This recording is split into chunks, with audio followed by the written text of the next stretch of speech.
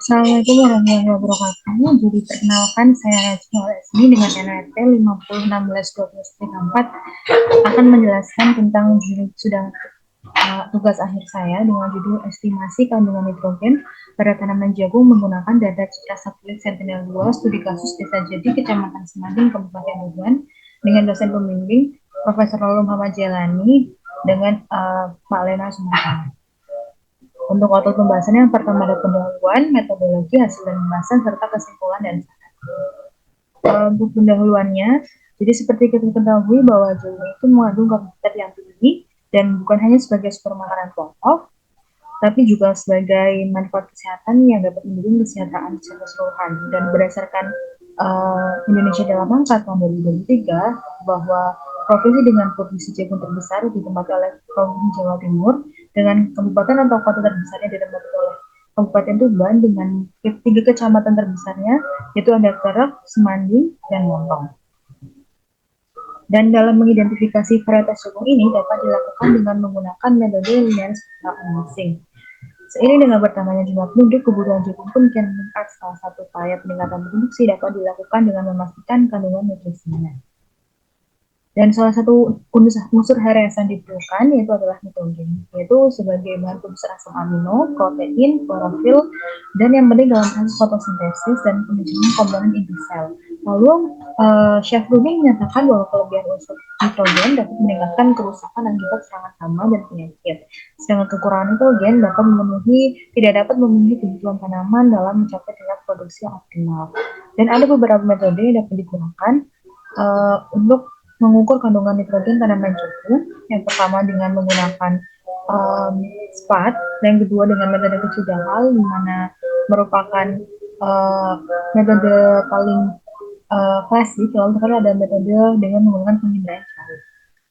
Ada beberapa indeks vegetasi, ada SRRE, OSAFI, dan GNDV, di mana SRRE menurut penelitian dilakukan oleh SAFI, dia menggunakan 8 indeks spektral dan diperoleh bahwa SRRE menghasilkan hasil yang terbaik. Untuk OSAFI sendiri, Latifa dan Profesor Bangun Sukojo melakukan estimasi nitrogen tadi dan diperoleh bahwa hasil OSAFI nilainya memiliki nilai R kuadrat terbesar. Lalu untuk GNDVI itu memiliki nilai R kuadrat yang lebih tinggi daripada NDVI, dan yang menggunakan pita hijau itu cenderung memiliki potensi yang lebih baik dalam menentukan tingkat nitrogen yang optimal untuk hasil panen biji-bijian.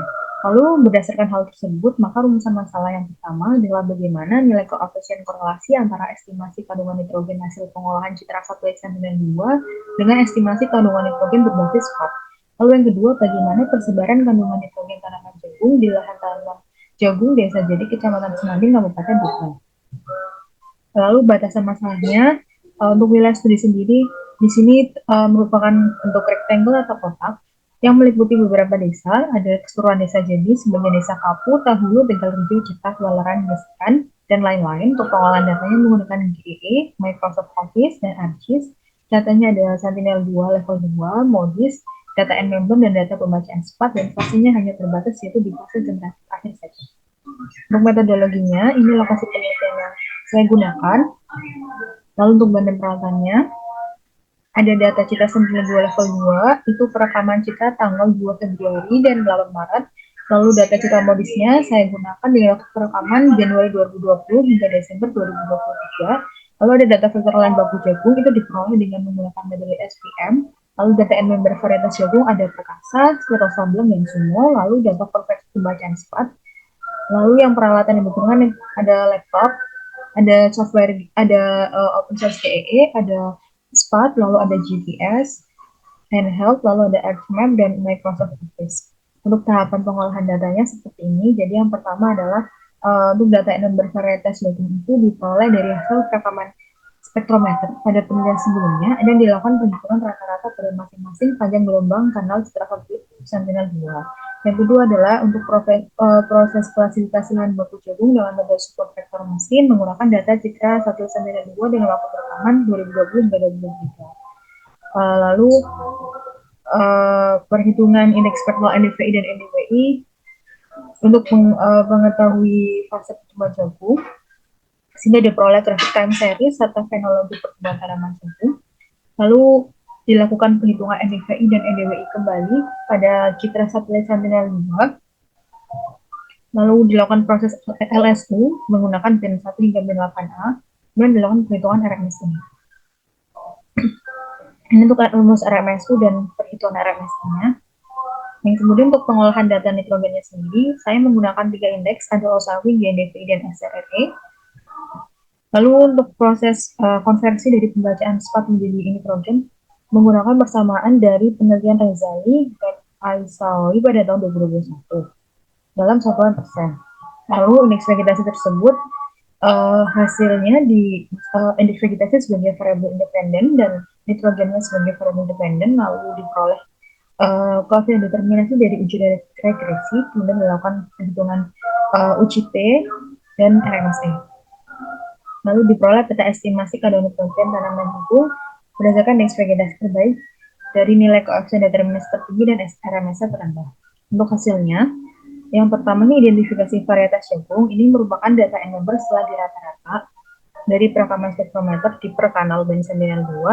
Data spektrum jagung ini yang digunakan merupakan data spektrum pada penelitian sebelumnya yang diperoleh dari pengukuran langsung menggunakan spektrometer di Desa Rajuno dan Sumber Bening, Kabupaten Ngawi pada 2-3 Februari 2023. Pada penelitian ini, N number yang digunakan menyesuaikan dengan varietas yang terdapat di lapangan serta data hasil spektrometer yang dimiliki. Oleh karena itu, hanya berada di fase generasi riset. Lalu untuk penentuan lahan jagung di sini sendiri, saya menggunakan metode SVM mengklasifikasikan 5 kelas tutupan lahan. Ada lahan jagung, area tambang, pemukiman, badan air, dan hutan, di mana masing-masing kelas tutupan lahan tersebut memiliki 40 titik sampel dengan perbandingan 70 dibanding 30 yang dipilih secara acak. Sehingga diperoleh bahwa luas area jagung sebesar 2.819,27 hektar. Ini untuk perhitungan akurasinya menggunakan confusion matrix diperoleh nilai overall akurasi sebesar 89,29% dan nilai kapalnya sebesar 86,42%. Kemudian untuk pertumbuhan jagung di sini hasil pengolahan menggunakan citra satelit logis dan diperoleh kalender pertumbuhan tanaman jagung di mana terjadi 2 musim tanam, yaitu musim tanam pertama dan musim tanam kedua. Musim tanam pertama ini terdiri dari vegetatif awal, akhir, generatif awal, generatif akhir, dan masa panen. Untuk vegetatif awalnya terjadi pada bulan Februari hingga Maret, dan pada masa ini para petani menanam benih jagung bersamaan dengan tanaman jagung yang telah ditanam sebelumnya, berada pada fase akhir vegetatif akhir atau pada masa hampir panen. Lalu fase vegetatif akhir itu pada pertengahan bulan Maret sampai pertengahan bulan April, fase generatif awal pada pertengahan bulan April hingga pertengahan bulan Mei.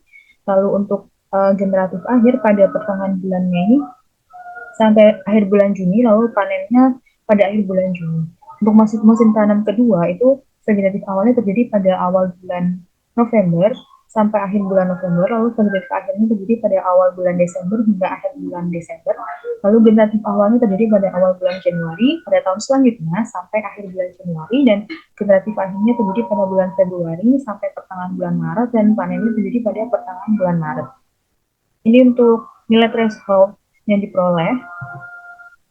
Dan untuk memvalidasi fenologi ini didukung dengan pernyataan beberapa petani di lokasi lapangan bahwa memang terjadi 2 kali musim panen jagung pada bulan musim penghujan itu sekitar bulan Oktober sampai November yang akan dipanen pada bulan Maret. Lalu pada kalihan yaitu bulan Februari hingga Maret yang dipanen sekitar bulan Juni. Lalu untuk validasi menggunakan Google Street View-nya, nah kemudian dilakukan masih fase generatif akhir dari nilai threshold menggunakan Sentinel-2 yang dilakukan rata-rata sehingga diperoleh nilai NDVI 0,5 dan NDVI negatif 0,46 dan diperoleh nilai fase generatif akhir jagung sebesar 920,69 hektar lahan. Untuk identifikasi varietas jagung tadi saya menggunakan linear spectral analysis dengan band 1 sampai band 8A atau seluruhnya sehingga diperoleh varietas yang pertama ada NK672 Perkasa, NK212 Sableng, NK7328 Sumo. Dan untuk varietas dominannya bila dilihat di gambar bahwa nilai ambang batas yang digunakan untuk membedakan keberadaan varietas dominan pada citra fraksi adalah sebesar lebih dari 0,33. Apabila terdapat 2 fraksi bernilai lebih dari 0,33, maka fraksi yang bernilai lebih besar dianggap sebagai fraksi dominan. Nilai tersebut digunakan dengan alasan bahwa total fraksi di dalam satu pixel terdiri dari 3 varietas yang bernilai 1 karena menggunakan fully constraint. LSU, sehingga apabila nilai fraksi lebih dari 0,33 dan merupakan fraksi tertinggi, maka dianggap sebagai fraksi dominan, sehingga diperoleh tentang nilai fraksi. Untuk validasi lapangannya dan untuk uji RMSI-nya diperoleh 0,045 dengan RMSI terjadi yang tinggi terjadi pada warna merah, dan warna semakin hijau dia semakin kecil. Ini untuk perhitungan uji akurasi confusion matrix LSU-nya. Pada proses LSU diperoleh bahwa untuk tenaga perkasa sesuai, sedang untuk sableng dan semua tidak seluruhnya sesuai, hanya sebagian saja, karena disebutkan untuk sableng sampel yang diperoleh di lapangan sedikit dan sebagian besar lokasi itu tertutup oleh vegetasi tinggi dan pepohonan tinggi. Untuk NK sumonya terdapat perbedaan HST pada tanaman jagung saat pengambilan data spektrometer dan saat pengambilan data lapangan kemarin, di mana HST sumo pada saat pengambilan spektrometer itu 105 sampai 115 HST menurut penelitian sebelumnya. Saya menurut wawancara petani pada tanggal 16 sampai 8 Maret itu semua berada pada 100 HST. Ini dokumentasinya.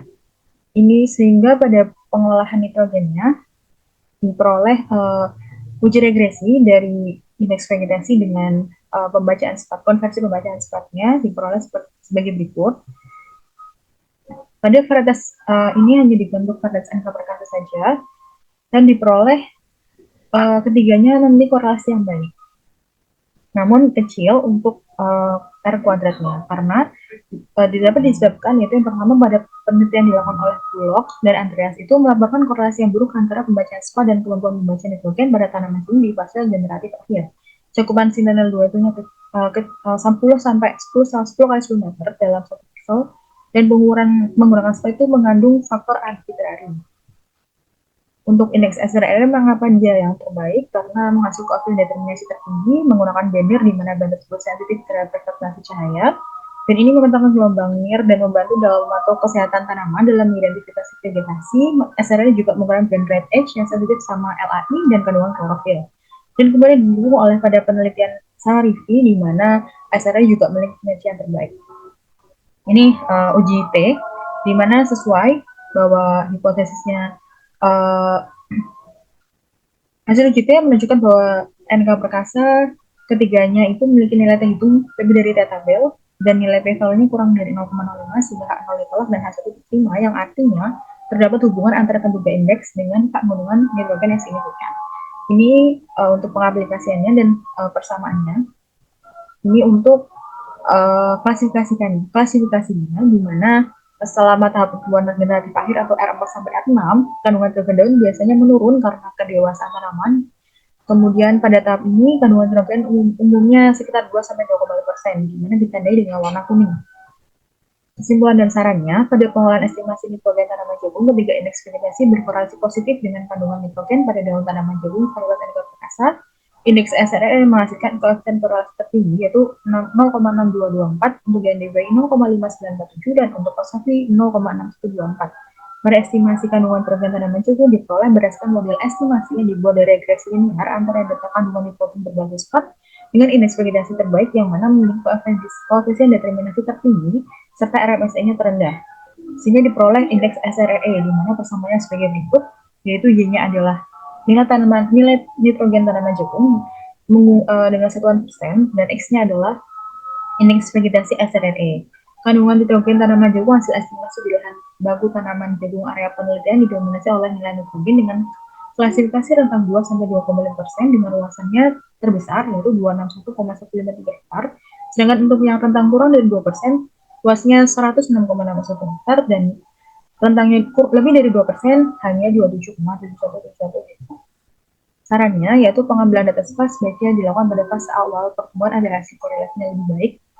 Kemudian dalam pengambilan data SPA sebaiknya disamakan seperti umur tanaman jagung pada saat pengambilan data reflektan. Data nitrogen sebaiknya menggunakan uji laboratorium karena menggunakan SPA itu memiliki faktor arbitrari. Ini daftar pustaka yang saya gunakan. Sekian dan terima kasih.